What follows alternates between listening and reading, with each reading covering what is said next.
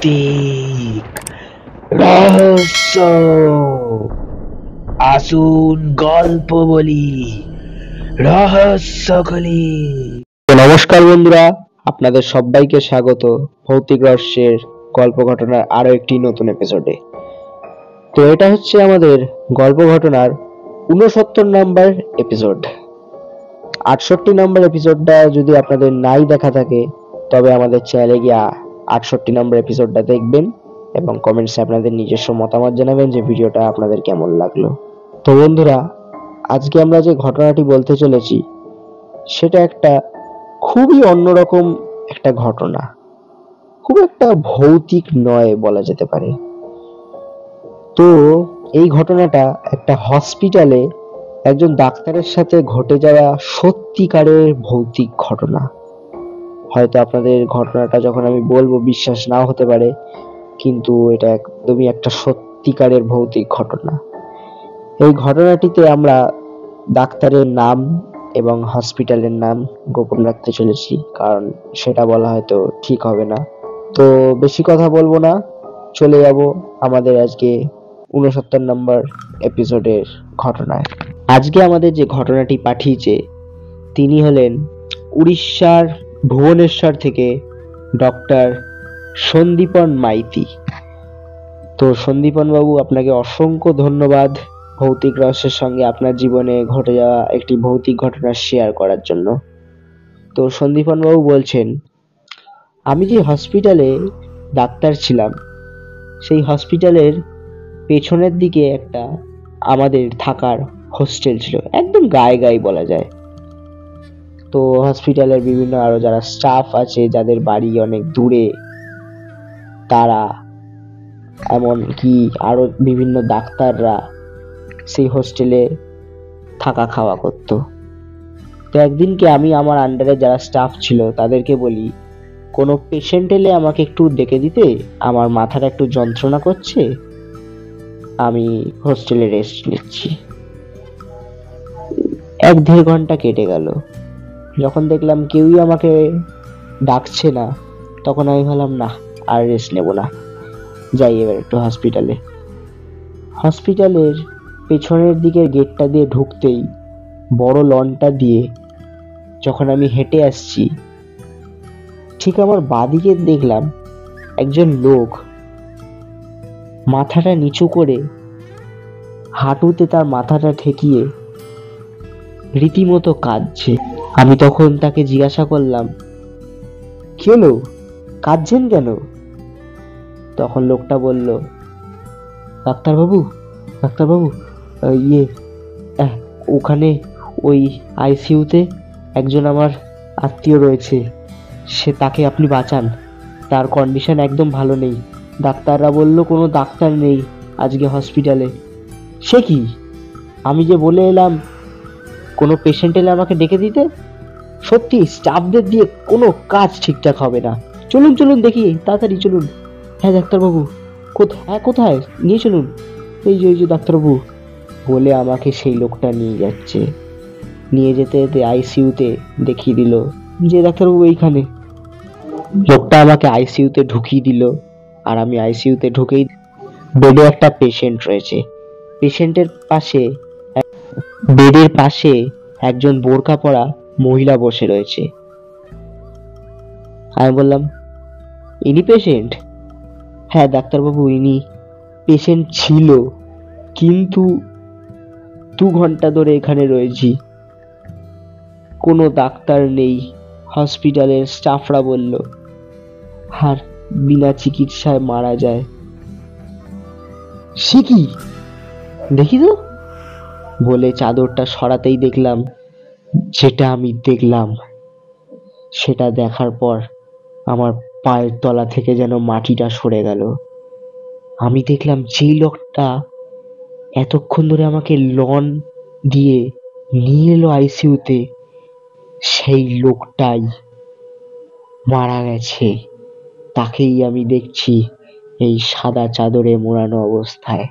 আমি আর সেই মহিলাটাকে কিছু না বলে আইসিইউ থেকে সোজা বেরিয়ে হোস্টেলে চলে গেলাম। রাতে এই বিষয়টা নিয়ে অনেকটা ভাবতে ভাবতে দুটো সিগারেট টানতে টানতে ঘুমিয়ে পড়লাম। এই ঘটনাটা দিন 15 পর আমি আস্তে আস্তে ভুলতে শুরু করলাম। হঠাৎ আমি যখন দিন 15 পর ঢুকছি আবার লন দিয়ে, দেখি আজকে লনে খুব ভিড় লোকজনের। হয়তো কোনো নেতা ফেতা মন্ত্রী টাইপের কারোর কিছু হয়েছে, তাই মিডিয়াও এসছে দেখছি। এতটাই ভিড়ভাট্টা, যেই লন দিয়ে আইসিইউতে যেতে সময় লাগে প্রায় 1-2 মিনিট, সেখানে লাগছে আমাদের 10 থেকে 15 মিনিট একটু এগোতে। এতটাই ভিড় ছিল। ভিড়ের মাঝে কেউ একজন কাঁধে হাত দিয়ে আমার বলল, ডাক্তারবাবু।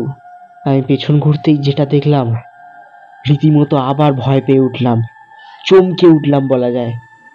দেখছি সেই লোকটাই যে মারা গেছে, সে আমার কাঁধে হাত দিয়ে আমাকে ডাকলো। সে আমার সামনে দাঁড়িয়ে আছে, আমাকে বলছে, সেদিনকে একটু সাহায্য করতে বললাম, সাহায্য করলেন না।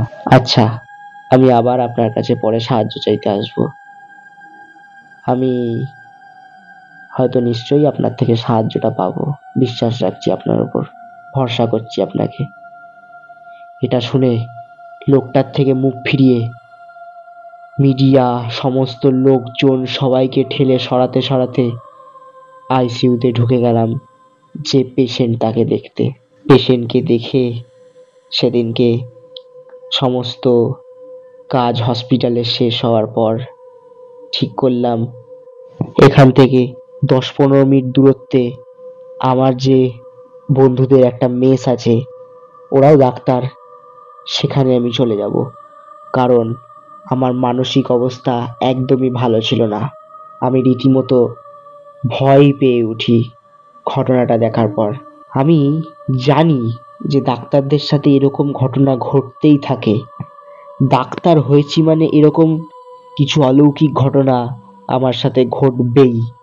কিন্তু জানি না, এই ঘটনাটা যখনই আমি মনে করছি তখনই আমার গায়ে কাঁটা দিয়ে উঠছে আর লোকটার মুখটা মনে পড়ছে।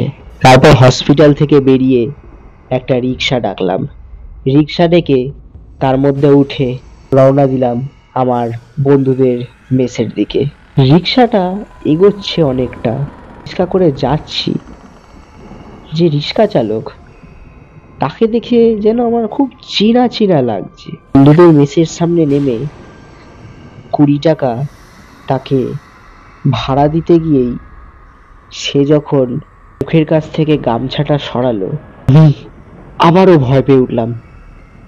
দেখছি সেই লোকটা যার সাথে আমার সকালবেলায় দেখা হলো। লোকটা বলছে, ডাক্তারবাবু, এইবার তো আমাকে সাহায্যটা করুন, আমি আপনার কাছে হাত জোর করছি। তাকে 20 টাকা দিতেই, সেটা বলার পরেই জলদি তার হাত থেকে 10 টাকা ফেরত নিয়ে আমি বন্ধুদের মেসের ভেতর ঢুকে গেলাম। ঢুকে গিয়ে বন্ধুর রুমে ঢুকতেই বন্ধু বলল, কি রে, এত হাঁপাতে হাঁপাতে ঢুকলি কেন? না না, কিছু না। উফ, ওই একটা বাইরে কুকুর তাড়া করেছিল। ও ঠিক আছে, মেসে তো আর কুকুর ঢুকবে না, তুই মেসে আবার তাড়াহুড়ো করে ঢুকছিস কেন? সে না তোকে বাইরে তাড়া করেছিল। না না, কিছু না, ছাড়। এমনি সকাল থেকে অনেকটা টায়ার্ড। তুই আমার জন্য একটা কড়া করে চা বানাতো। আচ্ছা, সে বানাচ্ছি, তুই বস, ফ্রেশ হ। তারপর 10 টাকার নোটটা খুলতেই দেখলাম একটা ঠিকানা, একটা গ্রামের নাম লেখা।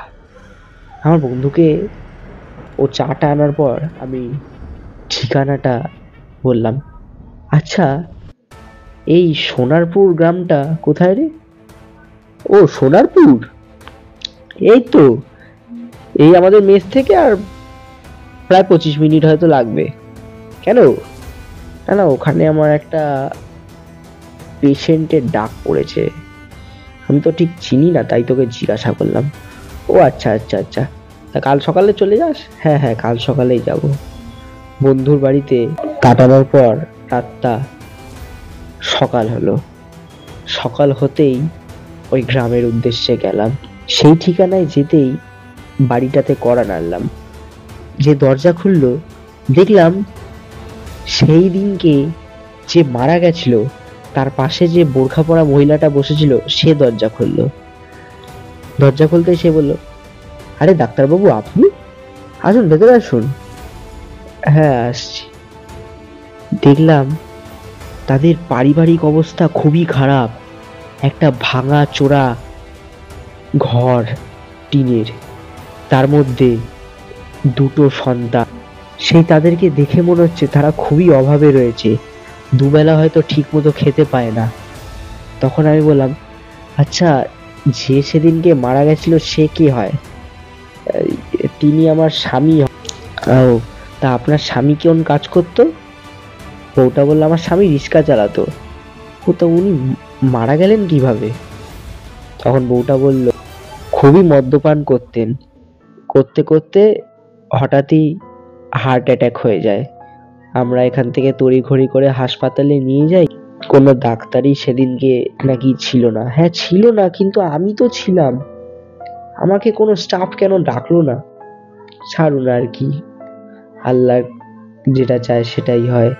তখন আমি ভাবলাম, না, আপনাদের অভাবটা খুবই, আমি আপনাদেরকে সাহায্য করব। বলতেই আমি সেখান থেকে কিছুক্ষণ সেই বউটার সাথে কথা বলে বেরিয়ে যাই। এইভাবে তার পরের মাস থেকে আমি রোজ তাদেরকে ৬,০০০ টাকা করে পাঠাতাম তাদের সংসার চালানোর জন্য। আমি বলে বোঝাতে পারবো না, ওই ৬,০০০ টাকাটা না আমাকে আমার পকেট থেকে দিতে হতো না। কোনো না কোনো ভাবে সেই উপরি ইনকাম যেটাকে বলে, সেই রকম ভাবে ওই ৬,০০০ টাকা কোনো না কোনো ভাবে আমার কাছে ম্যানেজ হয়েই যেত, কোনো অসুবিধা হতো না। ওভাবে ৬,০০০ টাকা পাঠাতে পাঠাতে পাঠাতে পাঠাতে বউটা একদিন রান্নার কাজে ঢুকলো। ছেলেগুলো বড় হলো। রান্নার কাজে ঢুকতে আরো বিভিন্ন কাজ করতে করতে ৮ থেকে ৯,০০০ টাকা মাইনে পেত। সঙ্গে আমি আরো ৬,০০০ টাকা পাঠাচ্ছিলাম। প্রায় মাসে তাদের ইনকাম বলা যায় ১৪,০০০ টাকা। একদিন বউটাই আমাকে বলল, ডাক্তারবাবু, এখন তো আমরা স্টেবল, এখন তো আমাদের কোনো অসুবিধা নেই, অভাব নেই, আপনি আর ৬,০০০ টাকা করে পাঠাবেন না। তখন আমি তাদেরকে বললাম, এটা আমি ভালোবেসেই ওই বাচ্চা দুটোর মুখের দিকে চেয়েই পাঠাই, এইটার জন্য আমাকে না করবেন না, আমার কোনো এতে অসুবিধা হয় না, উল্টো ওদেরকে আমি ভালোবেসেই এই টাকাটা আপনাদেরকে দিই। তো বন্ধুরা, এই ছিল আমাদের ৬৯ নম্বর এপিসোডটা। সত্যি এই ঘটনাটায় যেটা প্রকাশ পেল সেটা হচ্ছে পুরুষ মানুষের তার পরিবারের ওপর ভালোবাসাটা সবার আগে। একজন পুরুষ মানুষই কিন্তু চিন্তা করে যে তার পরিবার কিভাবে দুবেলা খেতে পাবে, কি পড়বে, কিভাবে ভালো থাকবে, তার স্ত্রী, তার সন্তানরা কিভাবে ভালো থাকবে, সেটাই কিন্তু পুরুষ মানুষরা সারাটা জীবন চেষ্টা করে বেড়ায়, তার চিন্তা করে বেড়ায়। তো বন্ধুরা, এই ছিল আমাদের ৬৯ নম্বর এপিসোডটা। তো ভিডিওটা আপনাদের কেমন লাগলো অবশ্যই তা কমেন্টে জানাবেন। তো বন্ধুরা, এভাবেই যদি আপনারা আপনাদের জীবনে ঘটে যাওয়া ভৌতিক ঘটনাগুলিকে আমাদের সাথে শেয়ার করতে চান, তো আমাদের চ্যানেলের ডেসক্রিপশানে আমাদের ভৌতিক রহস্য ফ্যামিলি গ্রুপের লিঙ্ক দেওয়া আছে, সেখানে ক্লিক করে আমাদের ফ্যামিলি গ্রুপের সদস্য হয়ে যেতে পারেন। আর এইভাবে আপনাদের জীবনে ঘটে যাওয়া ভৌতিক ঘটনাগুলিকে আমাদের সাথে শেয়ার করতে পারেন। তো বেশি কথা বলবো না, শুভরাত্রি, ভালো থাকবেন, সুস্থ থাকবেন, ভৌতিক রহস্য আপনাদের পাশে আছে।